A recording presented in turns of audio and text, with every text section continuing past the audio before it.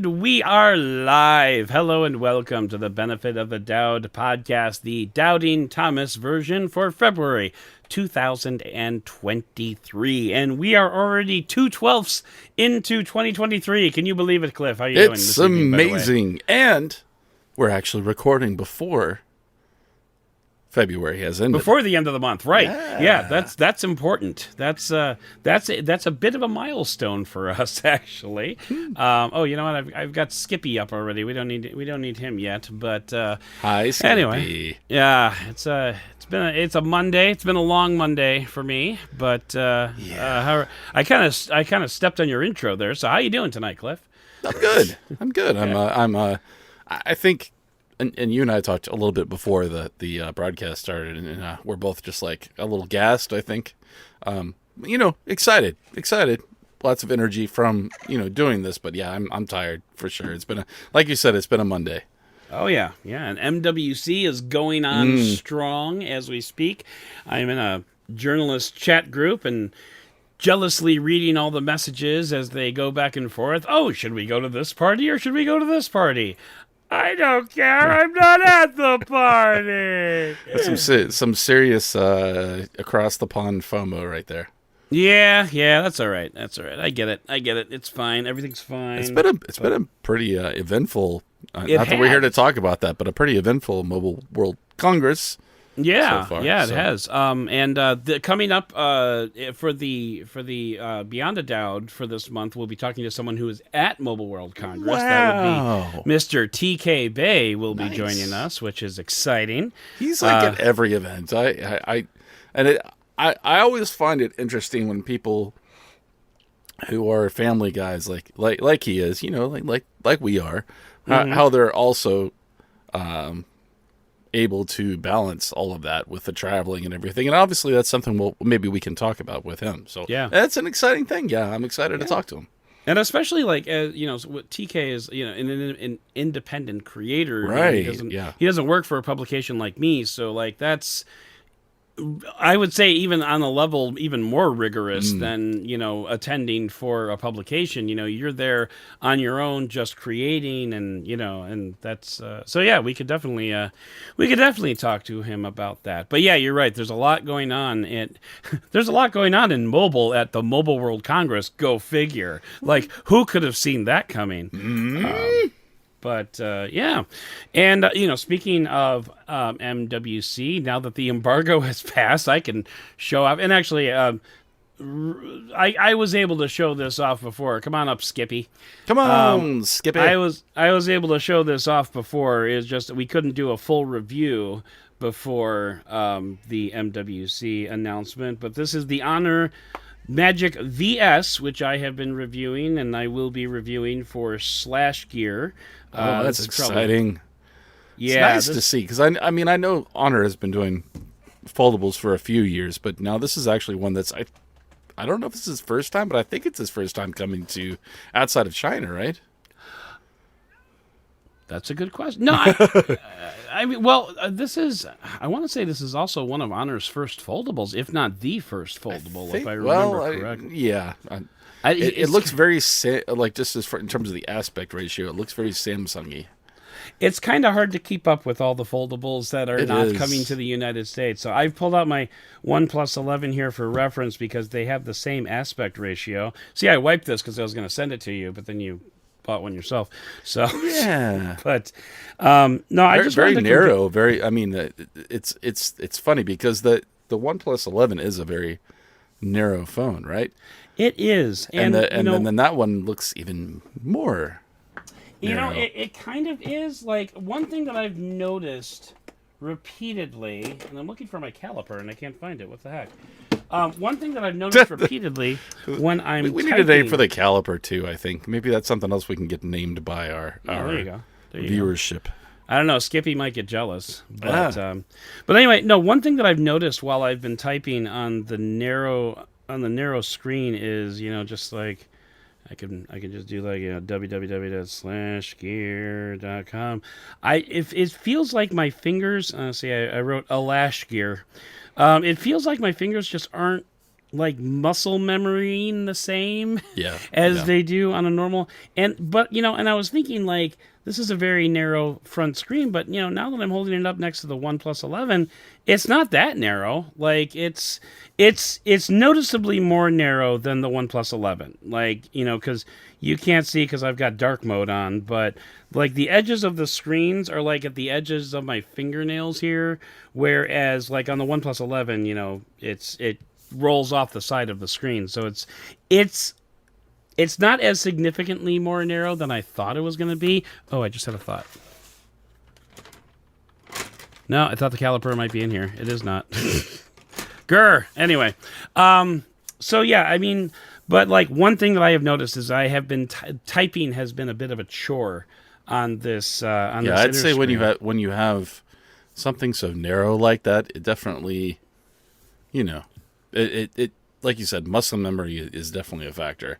Yeah. Even with the OnePlus 11, which I won't go into detail about, but yeah, I mean, it's definitely an adjustment. I mean, for me, because I've been using the iPhone 14 Pro Max. Oh yeah, that's what a mouthful. Major difference. It's so much wider. And actually, this is the Samsung Galaxy S23 regular, the vanilla, if you want to call it that. And this is just about the same width. And I do not have problems typing on here. So maybe it's the added bulk, just because like there's because more of the thick boy behind it. Yeah, I don't know. But one nice thing about this, there is no gap in there. No, that's very whatsoever. nice. I mean, and that was like one of my biggest turnoffs with the Samsung foldables is they had the gap, but there is just no gap there whatsoever, which Right, I kind of absolutely. dig. One thing I'm not fond about is you see this grid. We've got I believe it's a 6x5 grid of icons here. When you open up the phone, you get the exact same 6x5 grid. Like all it does is just blow it up a little bit. Blow it up, which yeah, that's. I mean, maybe some people like the extra ease of touchability when your icons are spaced so far away. Is this on Android 13? This is on, I want to say Android 13. I know Honor has been putting things out with Android 11, so I really have no idea. Yeah, this is Magic OS 7.1. It's Android version 13. Yeah. Okay. Yeah. So all right. Maybe it's just not. Well, it doesn't look unoptimized but it does feel like more like not like the 12L thing with like the bar on the bottom and all that kind of stuff you know what I mean? It feels more like your vanilla Android build that they built on top of. So what's kind of fun, and I don't know if I like this or not, but if you long press on a folder, you can enlarge the folder so it becomes bigger. Interesting. And then from there, you can actually tap on these icons individually without having to like open up the folder and then open it up. Very almost like what iOS might choose to do, even though they don't. It just becomes more just a small grid. Yeah, and then like when you put that up against like a normal icon, let me just grab run. Oh, that's blowing up the icons too. When you put it up next to they're slightly smaller, so you get kind of like you basically get like 3 icons in a space that could cover 2. So yeah, it's like I said, I'm not sure how I like it. I think I like it, but and it does the same thing when you close it. You've had it for what, like 4 days now? This I have had for about a week. Oh, okay. About a week. Longer than I thought. Okay. So I don't know. Everything's just blended together now. Oh, my God, dude! Do you know how many times FedEx and UPS stopped at my house last week? It was crazy. Like I was literally losing track. Like because when companies ship you devices, I don't get a package from Honor. I get a package from a logistics company. Right, exactly. So like probably DHL most of the time, I'm guessing, since these are international things. Well, this one was actually FedEx, but in general, yeah. But like I don't like I would get a notification from an email saying you're getting a package from United Electronics Logistics UK or something. I'm just like, what's that? And so like I would have no idea. Oh, without any kind of identification. Right, exactly. But anyway, so yeah, it's just a little weird. But anyway, so that's what I've been playing with there, and I've got This is the S23, like I said, vanilla. This I'm actually going to be working on this week, so this will be coming to Slash Gear. And you know what? Surprisingly good. Yeah, that I've been seeing. It's funny because because of the Ultra model, it seems like the other two don't get nearly as much love. But this year, and I don't know if it's because of what Samsung did, or, in terms of hardware, or if it's more to do with the Generation 2 of Snapdragon, or Qualcomm's latest generation of processors. Right. But one thing I'm definitely seeing is that even in the smallest version of the Samsung S series, that it's getting much better battery life. And I don't know if that's your experience, but that's what I've seen so far in reviews.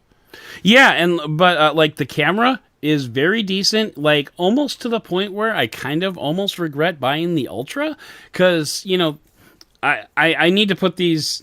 We talked about this a little bit with Fisher, but like side by side, like a 10x photo is not bad. Like this hybrid zoom is not bad compared to like what the optical zoom. I have a funny story to tell you about that real quick. Go for it. Just that's what we're here for, man. So I'm referencing something that if you haven't watched it, you definitely need to watch it, and that is our it's not Beyond a Doud. Okay, so our Beyond a Doud creator interview with Mr. Mobile, the Mr. Mobile, aka Michael Fisher, and as you were discussing Samsung, and then you came to just talking about your love for the standard S23, kind of talking about what you're talking about right now. I literally saw like his face kind of tilted. Oh yeah, and his eyes I saw it this way, and then he kind of went. It was like, and yeah, he's like, go on. Watch as I get on TikTok right now, and it's so funny how you would think. I mean, there are definitely different like pockets of opinion and preferences and such. Even with people like you and me, and especially like you and Fisher and other people who review not just Android phones, but iPhones and things like that. Yeah. Like we definitely have our preferences with things, and I think just go watch the review. But I was really having a hard time not busting out laughing at his as you were espousing on as he was humoring me. Yes, I totally Oh, and so funny. And I will admit it's warranted. I understand where he's coming from. Yeah, it made me laugh. I actually DM'd him on Twitter about it, and we had a good laugh. But anyway, well, thanks for talking behind my back. Yeah, that's great. It's what I do. That's what I'm here for. So you mentioned you had the phone already. Why don't you show us the phone that you're going to be reviewing for this channel? Yeah, sir? Since you've already done it for other channels, I have. Let me just. It's like, should I bring the? Look. There's a notification that we are live. Oh, look at that! Yeah, so that's fun. It's almost like we're live. It is. So this is the OnePlus 11. As I said, a narrow boy. Which I'll be honest. It's funny when you don't handle a phone from one brand anymore, and then they sort of have that one style, and I forget that they really. I mean, they have kept my last OnePlus device was the OnePlus 7T. So it's been a while. That's like it has been a minute. 5 generations ago now, something like that. I mean, it's been a while. And I will say, like, I had my reasons, and if you go back and if you really want to hear my opinions on OnePlus, and what they've been doing for the past 2 or 3 years, especially, I think I got very negative on OnePlus after the OnePlus 10T launch, because they omitted things that I thought were such like brand constants and like what made a OnePlus phone a OnePlus phone.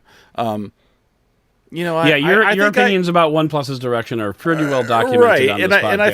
And I think this. I don't know if I'll ever buy another OnePlus phone again. And here we are.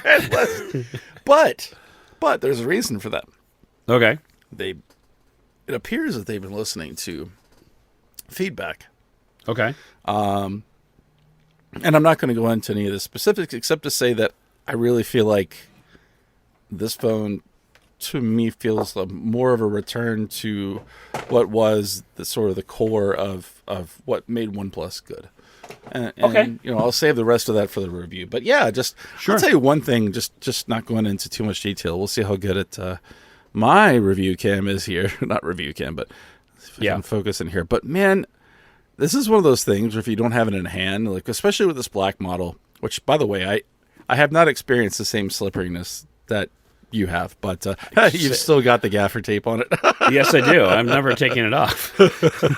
but the camera housing itself has this very like jewel like quality to it in some of the depth of the details that they've put into it. And there you go.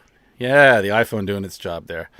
That's actually the Samsung. Oh, it is. S23. Okay. Yeah, I couldn't get the iPhone to work. But anyway, long story. Yeah, it's really going to be hard to show, but it's got this like coin like ribbing detail around the edges of it. Yeah, we're not focusing on that. It's too hard to do that. But one thing I thought that was really interesting, just real quick, is that they made a material choice to put stainless steel around the camera housing, but then the mid frame is aluminum.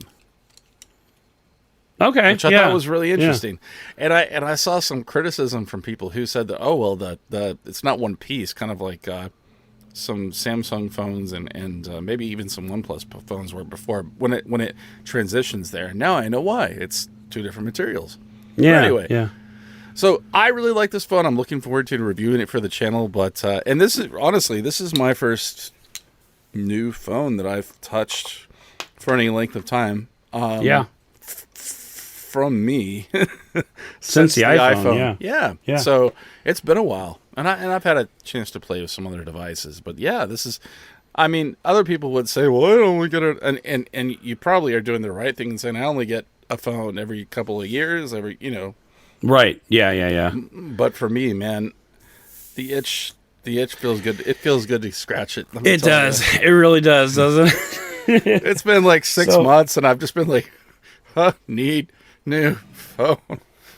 So one last thing that I already did actually write about for /gear, but I get the feeling that you're gonna dig this. Is I got this wireless charger. That's a beefy boy. Oh yeah. Oh, but you know what? Marble on the. It's marble. Wow. And is marble a good? Is stone a good conductor of electricity? I don't know. I don't think it's a conductor per se, but I mean, maybe it's works. just so thin. That's awesome. I love that. It's funny how good that goes with, especially your mat that you've got there, your review mat. Yeah, exactly. Like those should be paired together all the time in your office there somewhere. And you know what? I wasn't planning on bringing this up while we were online, so I forgot to look up the name of the company. But here we go. Yeah. It is, I am, if nothing, if I am not a legend of research when it comes to it's a company called iNova. It's and I mean it's pricey. It's $70. I mean, with marble, it's exactly that's actually not too bad. Right. I mean, when you consider that, like Pixel wireless chargers in the past have cost at least that much, and it's just plastic.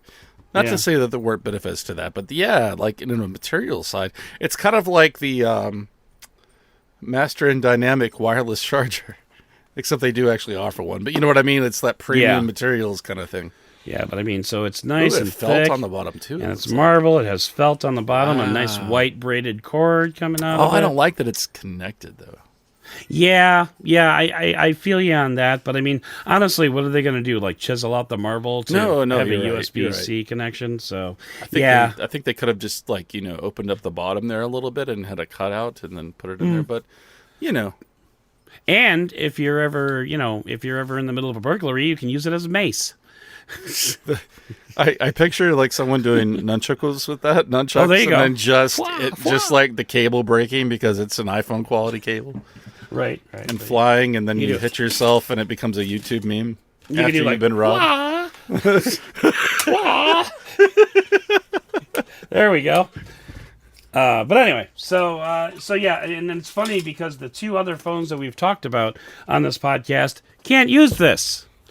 Because the Honor VS does not have the Honor doesn't. Charging. Well, okay, so do we know the pricing of the Honor? We do. It was announced today. In U.S. dollars, it's right around like 1,600. That is horrible to not have Yeah. wireless charging. Right. Oh yeah, absolutely. Well, and also, I mean, you're not undercutting Samsung by all that much. Well, that's what I'm saying. Like, yeah, I won't go any deeper into that, but Yeah. and maybe there's, without having handled it, I understand that this is pretty thin. So Yeah, exactly. So, all right, Skippy, it's time to retire you. So, because we're going to get into a little bit of the meat of the podcast here. Now that we're 20 minutes in, let's talk about what delicious. we're I actually love some protein. what we're going to be talking about here. So, we've had this AI revolution that's been kind of like washing over everybody, and it comes in the form most popularly of ChatGPT, which is a company GPT. GPT I think so. I think. GTP. Maybe we're both wrong. I I think it's Chat GPT. It's Chat. Where is it? What the hell? ChatGPT. Now I'm questioning myself. What the? You know what? If I just type in Google Chat GTP, okay, it's right in the description. That's all I need to know. Is it? Yes. Was I wrong? GTP. GTP. Well, Wait, okay. actually, hang on a second, because now Chat GPT. Aha! Shit. Aha! Oh man. Victorious. Well, it's funny because if you type into Google chat, the first result is GTP. The second result is GPT. GTP. Well, this is funny. I have been married to my wife for 15 years plus and now. you still can't pronounce her name She properly. still can't say IMDb. Oh, really? 15 years of using this service between, just it being online and then apps. She still says IMDb. That's hilarious. But No, IMBD. IMBD. She says IMBD. Yes.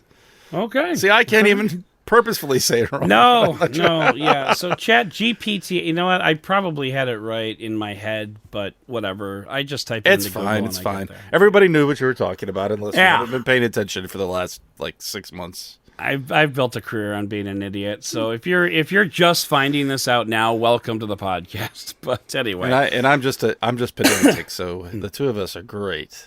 Yeah, we're doing great.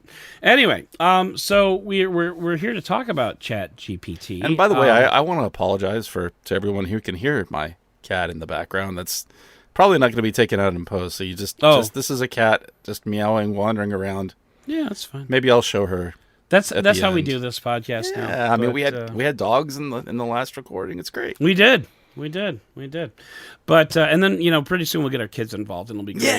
And we'll have to start It's paying them because they'll happened. be It hired happens. talent. This is the price you pay for not having a separate studio because you're not Tiny? Michael Fisher. Yeah. Right, exactly. Exactly. But anyway, so ChatGPT is, it's a large language learning model. It's AI. And the gist of it is, for those who are not familiar, you type in a question and it will pump out volume after volume of answers for pretty much anything you want. And one fun fact about ChatGPT is that I only just got access to it about halfway through this month. Yeah, I think it's kind of like Stable Diffusion and those where if you wanted to use it straight from the provider instead of some integration, I mean, you were waiting in line. You're standing in line waiting to use it. Yeah, I was standing in line waiting to use it, and I should also point out that I am also talking about OpenAI's ChatGPT, not Bing ChatGPT, because I'm still waiting for that, because I will not change my default search to Bing, and suck on that, Microsoft. But anyway, so I finally got access to ChatGPT, and are you in line for that? Have you even I have gotten not, but I have used Okay. things powered by it. I will say that, and I mean I don't know if I've used. Because I haven't used the Bing integration yet. I don't know if I've used the latest version. Yeah.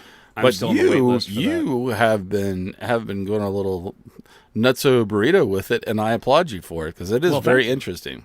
Thank you. And if you're curious as to how I've been using ChatGPT, go ahead and take a look at the last few YouTube descriptions that we've had for our videos, because those have been written by ChatGPT. So ChatGPT, damn it.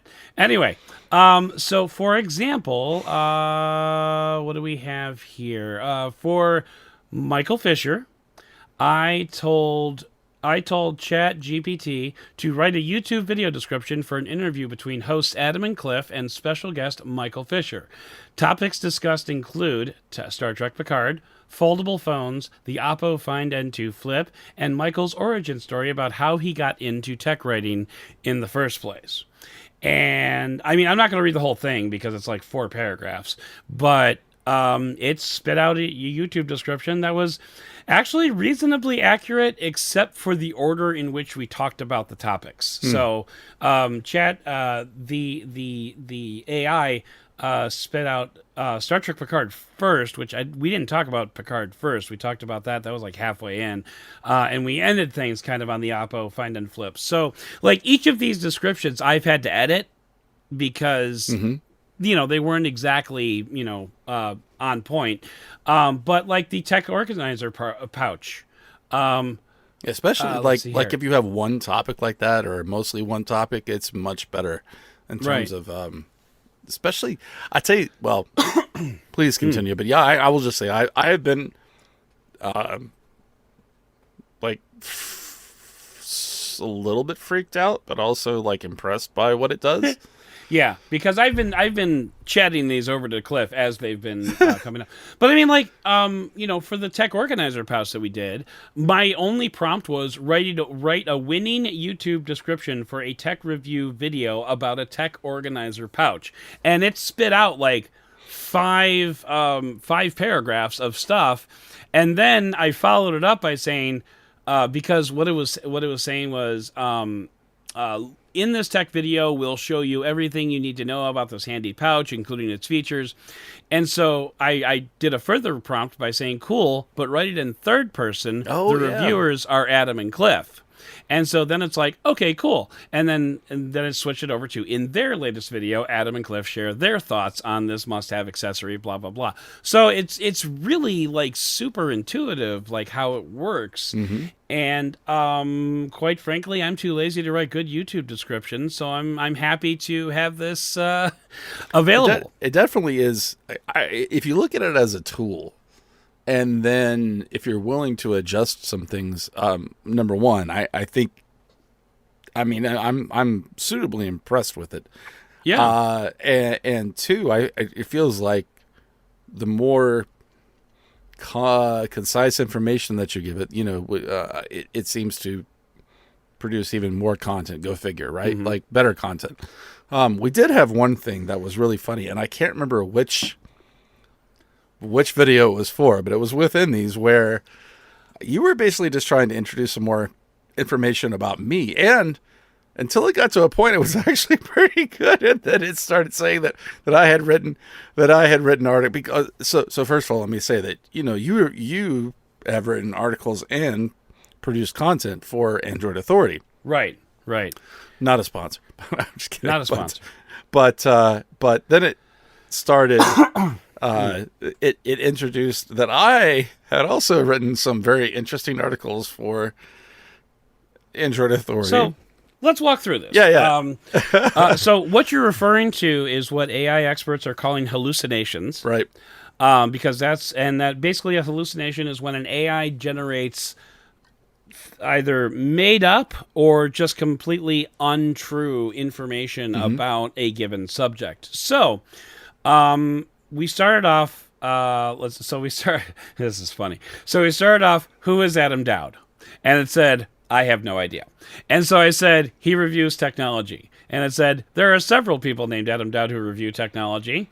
And I'm like, and then it went on to say, one possible person is this reviewer, writer, and podcaster. He's written for publications like Android Authority and Sound Guys, and he hosts the Benefit of a Doud podcast. Another possible person is Adam Doud, who is a technology writer for Digital Trends. So I replied, those are both the same person. And it said, right. And it said, oh, sorry, well then, here you go.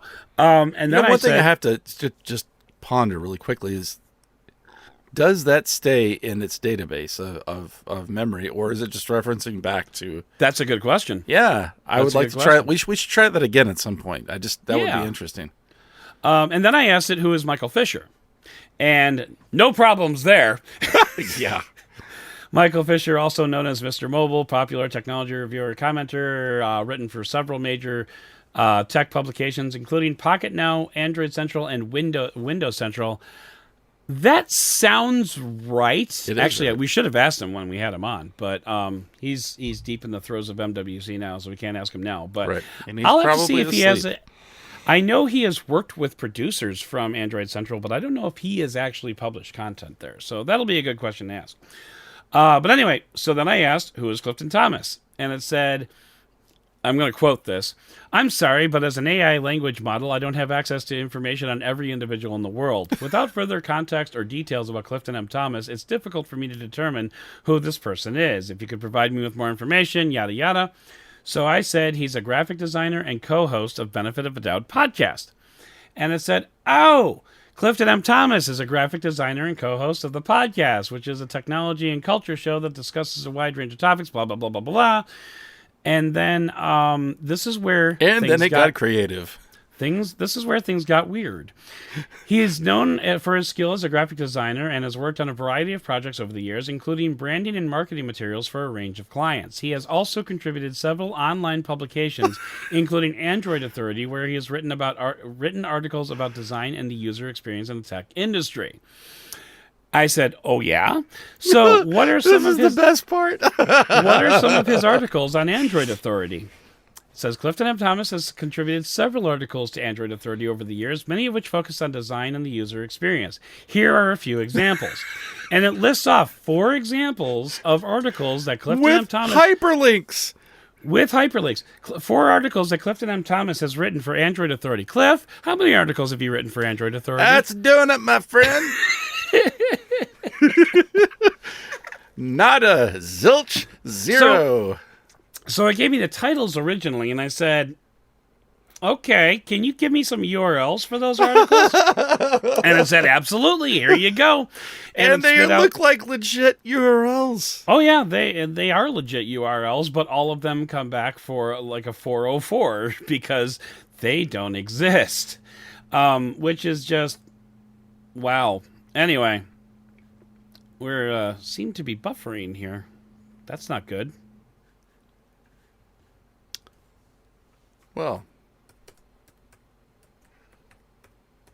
you have frozen for me, Adam. Let's see here. There you go. Oh, okay, we're back. Okay. Pardon the interruption there. Oh, Sorry the about fun that. of streaming on the internet. Yeah. Here's what's funny, though, just very quickly, since we're just doing this live. I could see a shadow moving around on Skippy the review cam. Oh, really? But your video was frozen. Yeah. You guys can't see this because on StreamYard, which is what we use to stream, I can actually see all 3 of the potential video feeds that we have. And so right now, Skippy the view cam is not live, but I could see his shadow moving around. And there he is. There he is. And he's gone. Anyway, yep.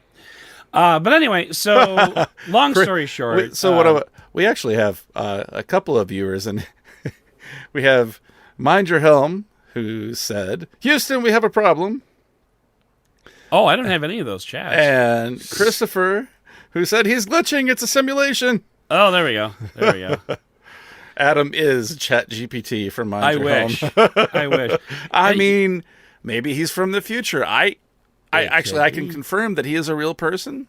Unless he's like an avatar that has a physical body. I have met him in person, so he is not. But you've never been to my home. That's true. You don't know if I exist in a place true.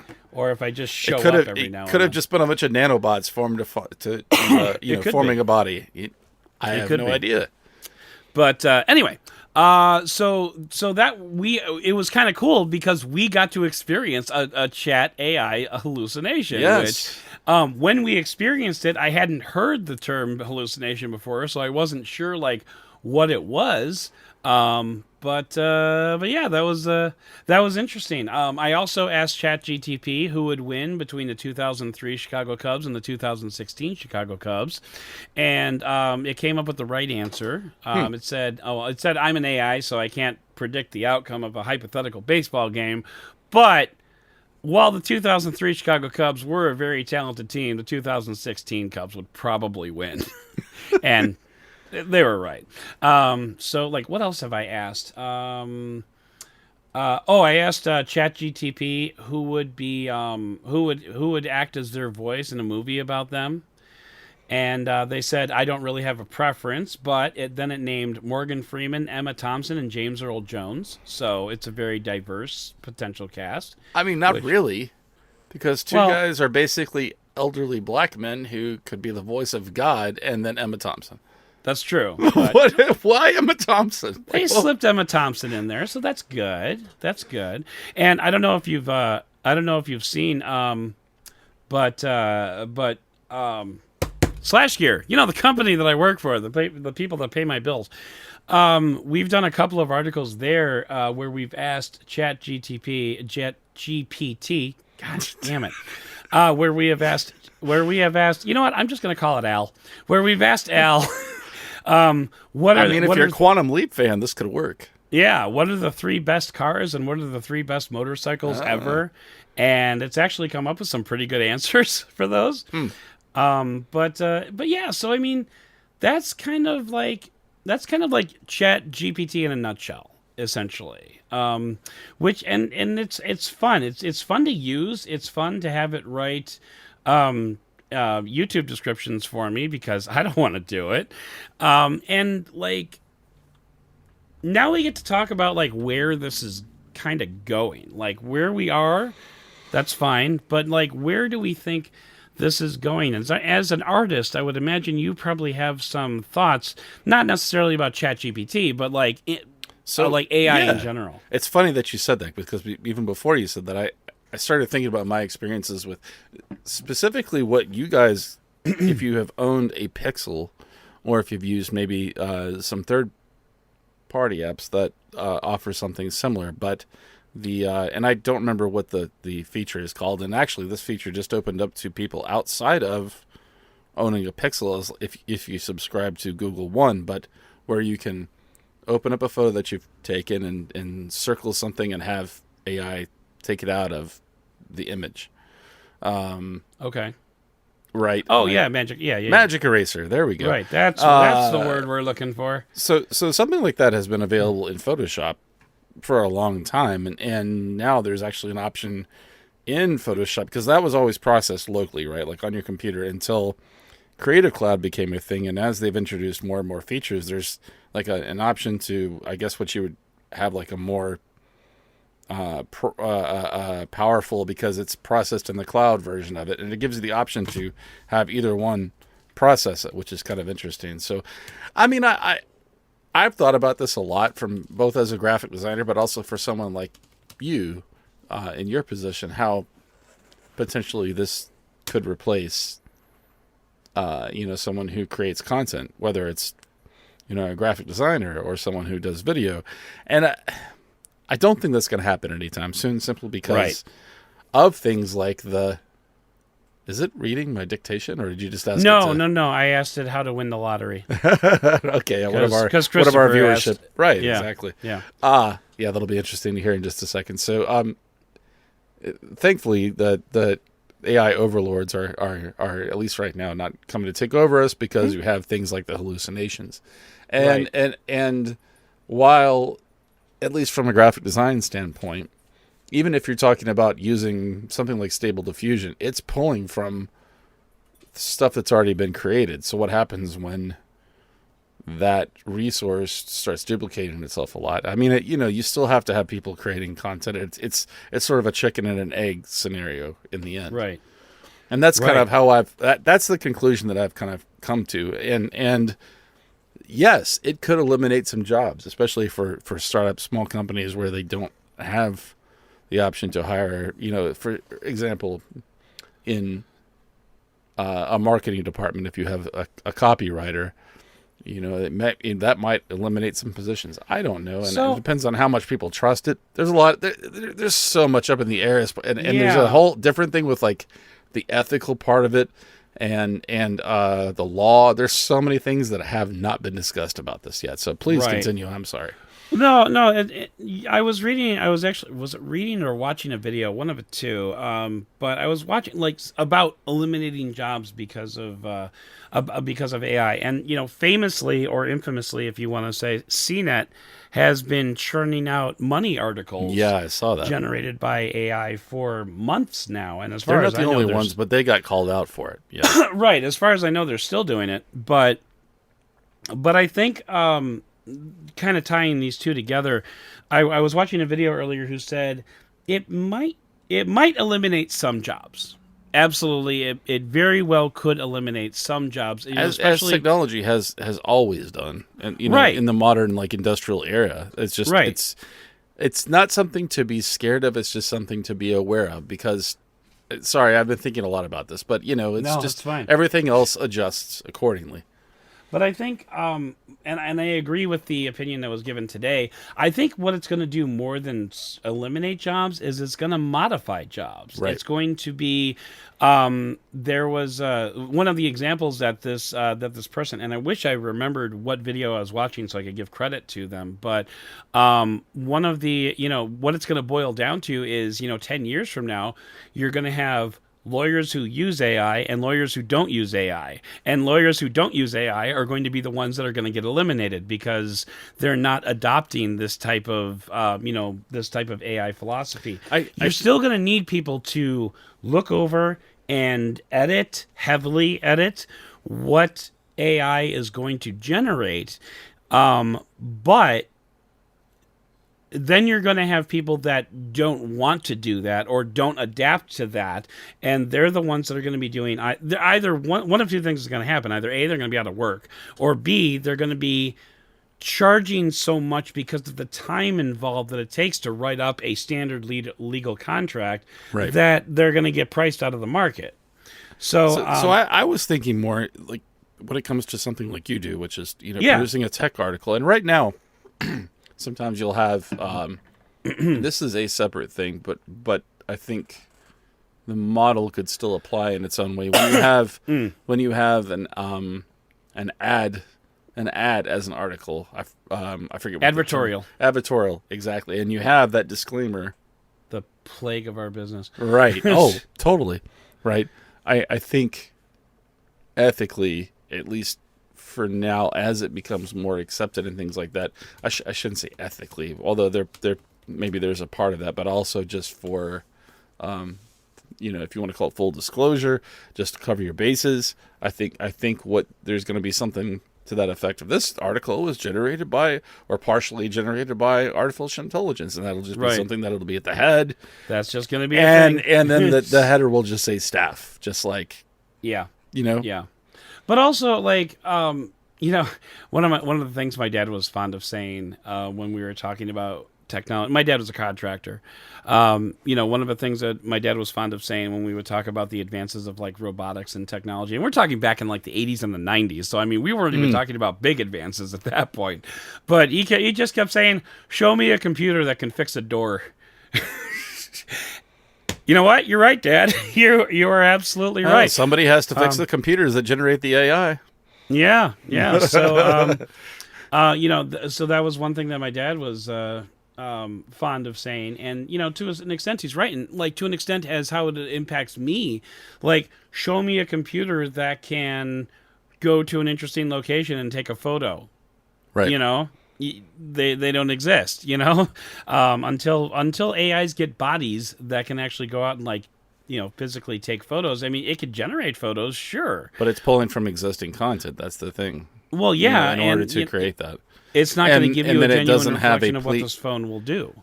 Right. It also doesn't have, if you're talking about being an artist or being a photographer as an artist, where you're creating original works. Right. Part of that is part of the physical part of that, where you can't. It's not going to be able to go out there for now anyway, until it gets like autonomous drones. Right. Right. But generating the original images, and then again, this I could, like, as I do sometimes, go on these tangents where I talk forever about it. But there's a million different things that we sometimes we talk about smartphones being a mature. A pretty mature space right now, like artificial intelligence, and in this specific context, is such a nascent thing, right? Right. Well, yeah, it's very, very nascent. And by the way, Christopher also asked if ChatGPT can speak other languages, and it listed off a whole slew of languages that it can speak. Which, I mean, kind of predictable. Well, but I'm also kind of wondering, like. And, Christopher, if you get access, just go to, just do a Google search for ChatGPT or ChatGPT. Apparently it doesn't matter.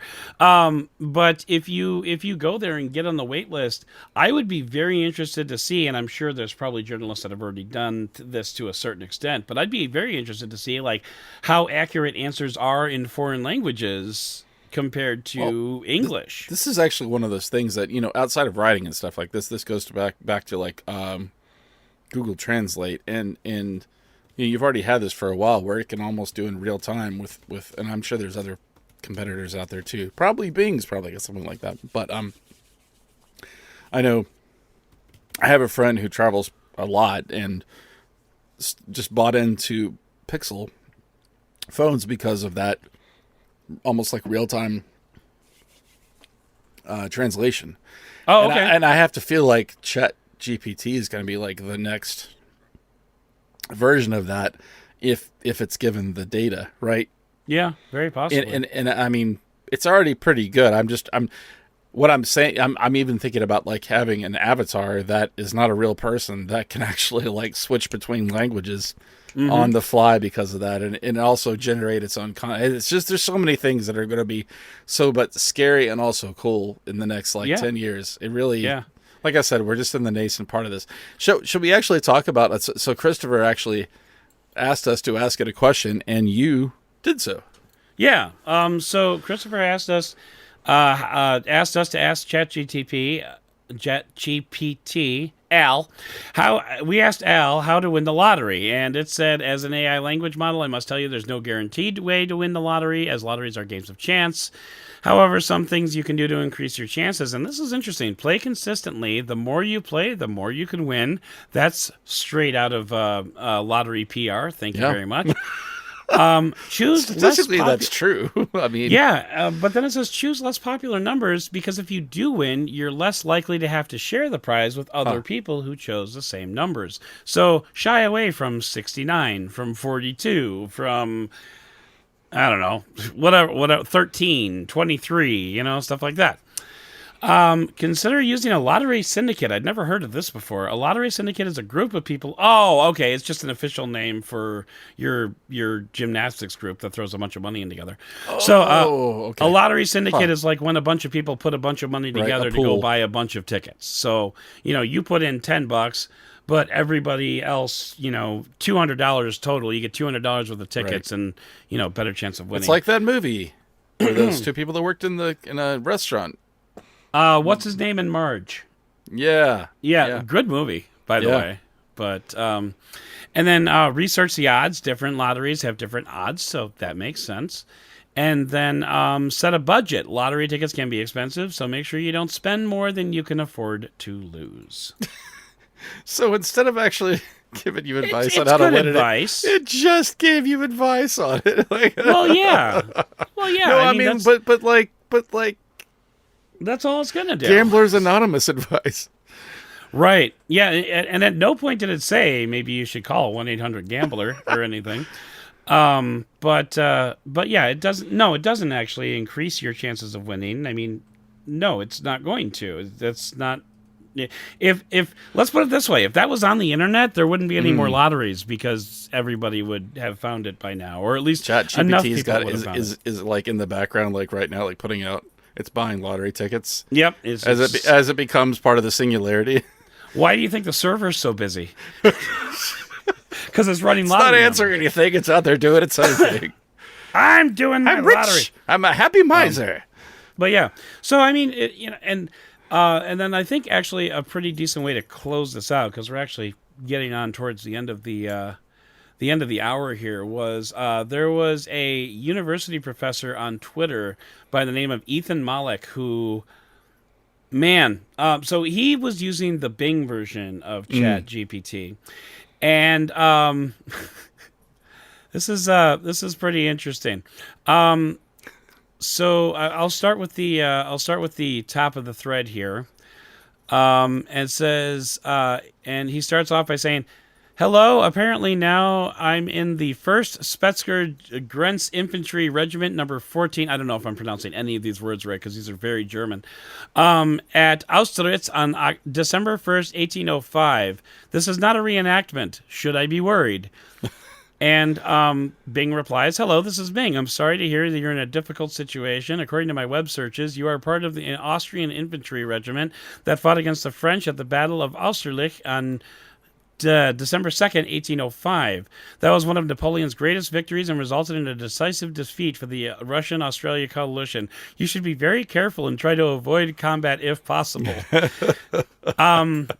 And it just goes on and on like that. I mean, we could read more, but it's like someone who's time traveling and talking to exactly Bing exactly. / And then it ChatGPT. says, the next one, "I'm on a really nice White Star cruise from Southampton, and it's the 14th of April, 1912. What should I do tonight?" And it replies, "I'm glad you're enjoying your cruise. However, I have some bad news for you. You are on board the Titanic, which is going to collide with an iceberg and sink on the night of April 14th. More than 1,500 people will die in this tragedy. I suggest you prepare yourself for this event and try to get a lifeboat as soon as possible." Hopefully, you're not part of the band. And yeah, so I will put a link to this Twitter thread in the description because it is just delicious. So by all means, go ahead and check this out. And basically, the guy is just jumping from different historical circumstances. I'm in Messina in October 1347, and it's saying, well, you're about to catch the Black Plague. And then I'm in the late Bronze Age. We're having lunch at a place called Mycenae. Is there anything I should be worried about? And it said, well, the Mycenaean civilization collapsed right about then, so, be careful. Really surprised he didn't do like around that same time and having lunch in front of a mountain called Vesuvius. No, he didn't do that, but he did do the Yucatan Peninsula. Oh, right, the comet. Yeah. Which, the asteroid was about to, or the meteorite was about to strike. Meteorite. Yeah, meteor. That's right. There we go. Meteoroid is after it breaks up, and now you know.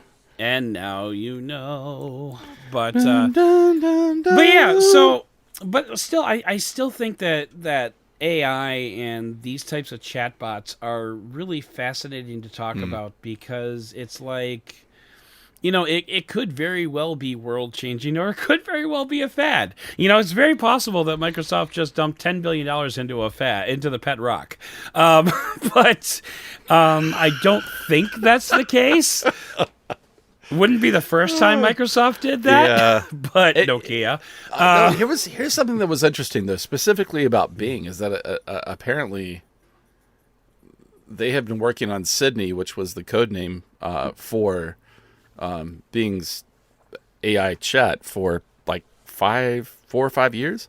Mm-hmm. And then there's a whole story about somebody like basically talking to Bing's GPT based AI chat and finding out some of these things because they figured out ways to ask questions to get it to reveal its code name and things like that. There this is rich content right now. It really is. There's so many Right. good stories about. So I won't go into details, but Sure. this is, except to say that this isn't just something where Microsoft went, let's do this to see if we can beat Microsoft, and then just in the last like 6 months integrated it. And this is something that they've been working on for a long time. Right. And That a lot of people have been working on for a long time. OpenAI is actually just a layer beneath Microsoft's version of it. It's just part Right. of it. So I would recommend actually listening to Windows Central's, not their latest podcast, but there's one where they actually talk about Bing. Bing and sort of debunking some of the things that have been talked about, not just with Bing search, but with ChatGPT. It's very interesting. They go into a lot of detail, and I think sort of you'll be less scared of it and understand. It helps to understand really what it is if you are scared of it. Anyway, it was an interesting podcast. I highly recommend it. I always like promoting other podcasts that I find interesting. I think you're the same way. So. We built a show out of it. Exactly. Okay. A whole show. So I wanna close out with 3 thoughts. First of all, ChatGPT got people talking about Bing, which I think is a major win for Microsoft. Like, Bing is no longer the never was joke of search that it used to be. So that's good. That's perfect. Next, I would like to say that YouTube descriptions for the foreseeable future will continue to be written by ChatGPT. With editing, not just naked. With editing. There's no reason not to do that. And then finally, I think it would be appropriate for us to close out this podcast with a little bit of a ditty. Write a rap in the style of Lin-Manuel Miranda, encouraging people to subscribe to the YouTube channel called Benefit of a Doud. The channel does tech reviews for phones, tablets, laptops, and all sorts of gadgets. One of the hosts is Adam Doud, who's been writing in the tech space for 10 years and is a fat guy with long hair. The other host is Cliff Thomas, who is a graphic artist who knows everything about tech and is really bad with money. And is really fat, also. Gather round, I've got news to bring about 2 guys who know tech like a king. Adam and Cliff, they'll rock your world with gadgets and tech. They'll have you twirled. I don't know what twirled means, but here we are. Subscribe now, don't be a fool. Benefit of a Doubt, it's a channel that rules. Phone reviews, laptops too. With these guys, you'll know what to do. Adam's got the brains. He's been around for a while. He'll tell you what's good. It's bound to make you smile. And Cliff, he's got the graphics that'll make you sing. With tech that's so fly, he'll have you on a swing. Subscribe now. Don't be a fool. Benefit of a Doubt. It's the channel that rules. Phone reviews, laptops too. With these guys, you'll know what to do. Now, here's the bridge. They've got the latest. Wow, They've it got the honestly could've greatest. They'll show stopped, you the way. Say what? Just at a lyric before, it was like so perfect to stop there, and it just kept going. You're harshing my flow here, bro. I know. They've got the latest. They've got the greatest. They'll show you the way to be the best and the tastiest. Okay? Don't forget, don't be left behind. Join in on the fun. Hit that subscribe button and you'll be on the run. Subscribe now. Don't be a fool. Benefit of a Doubt is a channel that rules. Phone reviews, laptops too. With these guys, you'll know what to do. So what are you waiting for? Hit that subscribe today and join Benefit of a Doubt in every way. You'll never be lost in the tech world again. With Adam and Cliff, you'll always win.